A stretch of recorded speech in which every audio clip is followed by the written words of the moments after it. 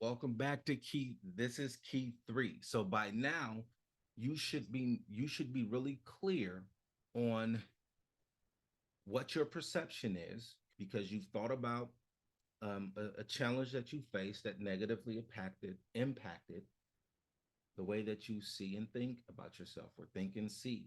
Okay. Then you've checked the voices and you've looked at what that challenge has done to you in a sense of, has it made the soil barren, right? Or is it producing the wrong type of crop? And you just find yourself trying to maintain that. In this next, in this next key, we want to notice the impact. Notice the impact. Let me get a sip of coffee real quick. So the question quite naturally might be, what do you call impact, or what is impact? Right. So this, for our purposes, it is the shift that happens in response to something. The shift that happens in response to something. Now, the shift that we're talking about is the energy, right? What does your energy, what is it like? So think of it as this point, or you can think of this as the point where you are at the brink of giving up or retreating. You're at the brink of giving up and or retreating. And most of the time we do retreat in some kind of way, right? So what makes this important? Um, I'm gonna answer this question with a question. How excited do you get when you know or see someone that drains your energy? How excited do you get when you see or know when you know or see someone? Let me rephrase that. When you see or know someone that drains your energy. So when you think about them or you see that person and they are energy sucking, they're life sucking, they're draining.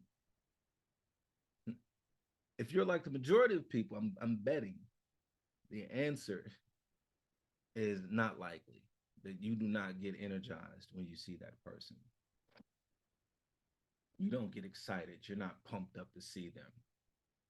All right. You might be able to push through a short encounter with this person, a short interaction, but you are not excited. You might be able to, what they call it, fake it till you make it or something like that, or fake it till you get through it or whatever. Let's coin something new.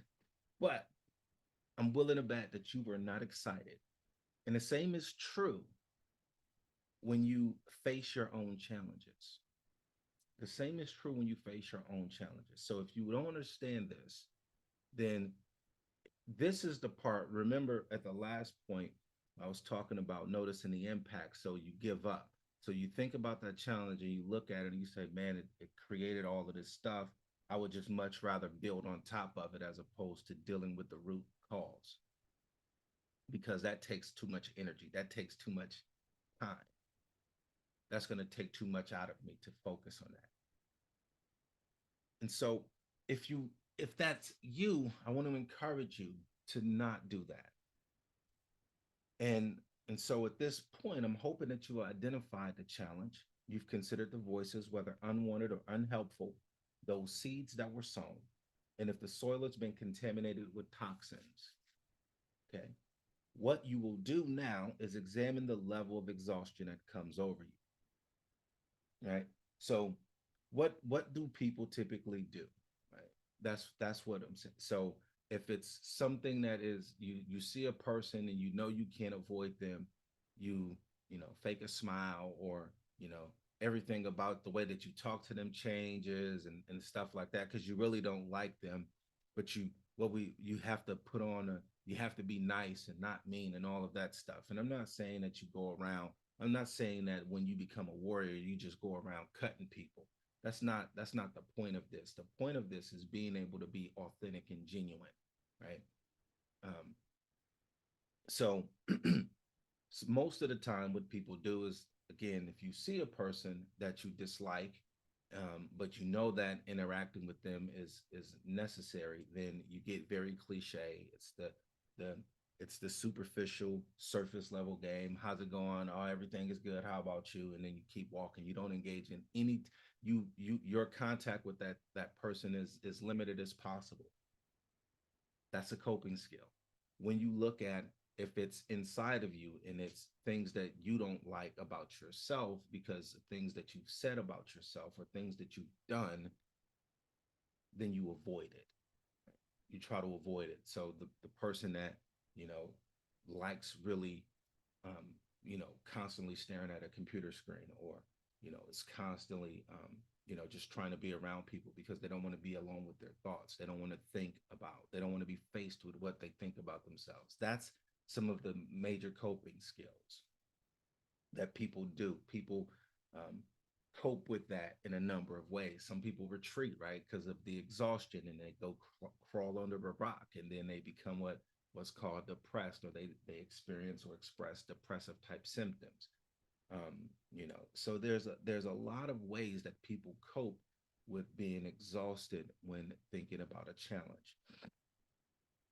Now, hopefully you're seeing, okay, so you notice the impact, and now it's time to really go to the next part, which if you are following me, then you'll know where we're going to go. But just for clarity, we're going to identify the way that you respond. We're going to identify the way that you respond. So, yeah, in order to identify the way that you respond, you got to know what the challenge is. So that's in video one, and you need to understand and examine the types of seeds that are sown in your heart and your mind. That's in video two, so that you can notice the impact in the shifts in your energy. That's this video. And then you come back next week and we'll talk about how you respond. All right. So be sure to like, subscribe, comment, share, all of that good stuff.